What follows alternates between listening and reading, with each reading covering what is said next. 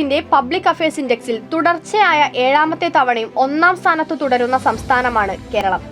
ഐക്യരാഷ്ട്രസഭ അംഗീകരിച്ച 17 സുസ്ഥിര വികസന ലക്ഷ്യങ്ങളെ അടിസ്ഥാനപ്പെടുത്തി അവയിൽ ഓരോന്നിലും സംസ്ഥാനങ്ങൾക്ക് ലഭിക്കുന്ന റാങ്കുകളുടെ അടിസ്ഥാനത്തിലാണ് പബ്ലിക് അഫയേഴ്സ് ഇൻഡെക്സ് തയ്യാറാക്കുന്നത്.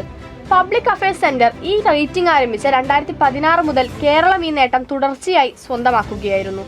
മികച്ച ഭരണ സംവിധാനം, സാമ്പത്തിക വളർച്ച, ജനങ്ങളുടെ ജീവിത നിലവാരം, മാനവ വികസനം എന്നിങ്ങനെ വിവിധങ്ങളായ സൂചികകളിൽ തുടർച്ചയായി 1ാം സ്ഥാനം നേടുന്നത് അത്ര നിസ്സാരമായ കാര്യമാണോ? കേരളത്തെ ആകെ മുക്കിക്കളഞ്ഞ 2018ലെയും 19ലെയും പ്രളയങ്ങൾ, നമ്മൾ ഒരുമിച്ച് അതിജീവിച്ച നിപ്പ, കോവിഡ്, കേന്ദ്രവിഹിതത്തിൽ തുടർച്ചയായ കുറവുണ്ടായിരുന്നപ്പോഴും പ്രതിസന്ധികളെ തുടരെ നേരിടേണ്ടി വന്നപ്പോഴും കേരളം കുതിപ്പ് തുടർന്നുകൊണ്ടേയിരുന്നു. പബ്ലിക് അഫയേഴ്സ് ഇൻഡെക്സിൽ കേരളം തുടർന്നു പോരുന്ന 1ാം സ്ഥാനം തീർച്ചയായും ജനകീയമായൊരു നയസമീപനത്തിന്റെ കൂടെ വിജയമാണ്.